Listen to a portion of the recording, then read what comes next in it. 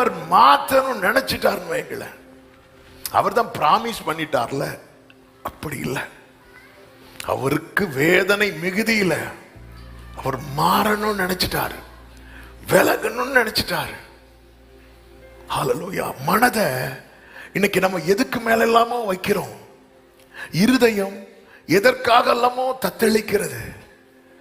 தாவீது இருதயம் தத்தளித்தது, ஏலியின் இருதயம் தத்தளித்தது. ரெண்டுக்கும் வித்தியாசம் உண்டு.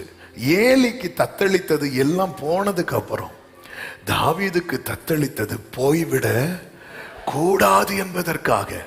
அவனை விட்டு ஆண்டவர் பரிசுத்த ஆவியை எடுக்கல, அவனை தேவ சமூகத்தை விட்டு தள்ளல.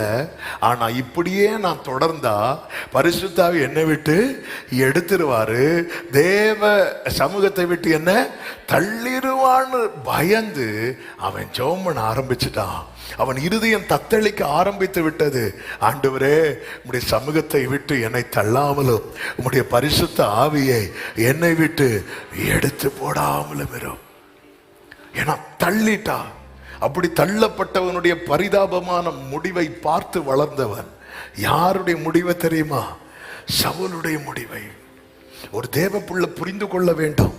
எந்த உறவு, புருஷன், பிள்ளை, அப்பா, அம்மா, மனைவி என்கிற எந்த உறவை காட்டிலும் ஒரு தேவ பிள்ளை எதுல மனசு வைக்கணும் தெரியுமா? அவருடைய பிரசனத்துல. இந்த உறவுகள் எல்லாம் அழகாகவும் அலங்காரமாகவும் ஆரோக்கியமாகவும் ஆசீர்வாதமாகவும் இருக்க வேண்டுமானால் நம்முடைய கூடாரத்தில் தேவ பிரசனம் தங்கும்படி காணப்பட வேண்டும். இந்த மகிமை என்றைக்கு விலகுதோ, ஒரே நாள்ல அட்ரஸே இல்லாம, அடையாளமே இல்லாம, ஹல்லேலூயா, எல்லாம் இருந்தும் நீர் இல்லை என்றால் பயணம். கைகளை உயர்த்தி இந்த வார்த்தையை சொல்லுங்க எல்லாரும். எல்லாம்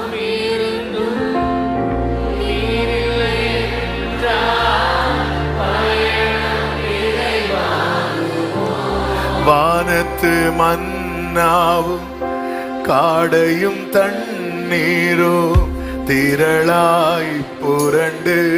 இன்னைக்கு எல்லாருக்கும் என்ன தேவை? எங்களுக்கு மன்னா இல்லை, எங்களுக்கு சாப்பாடு இல்லை, எங்களுக்கு தண்ணி இல்லை, எங்களுக்கு இறைச்சி இல்லை. இதெல்லாம் உனக்கு ஆசீர்வாதமா இருக்கணும்னா இது எல்லாவற்றுக்கும் மேல மேக ஸ்தம்பத்துல கர்த்தர் இருக்கணும். இன்னைக்கு அது இல்லை தேவை. இன்னைக்கு மனுஷன் நம்ம எதுல ஒரு ஸ்திரீக்கு அந்த வீட்டில் இருக்கிற ஆண் துணையே அவுட்டு. மாமனார் இல்லை, புருஷன் இல்லை. இப்போ இதுக்கு எல்லாவற்றுக்கும் ஆறுதலாய் ஒரு ஆண் பிள்ளைய கொடுத்திருக்கிறார். ஆனா அந்த சகோதரி அந்த மனசு அந்த பிள்ளை மேல வைக்காம மகிமை மேல. இன்னைக்கு உங்க குடும்பம் விழுந்து போனாலும் திரும்ப கட்டப்படணும்னா உங்க மனச மகிமை மேல வைங்க, தேவ பிரசன்னத்தின் மேல வைங்க. ஹல்லேலூயா. தேவ பிரசன்னம். என் கூடாரத்தில் எந்த சத்தம் துணிக்கப்பட்டு விடக்கூடாது. இக்கபோத் என்கிற சத்தம் துணிக்கப்பட்டு விடவே கூடாது.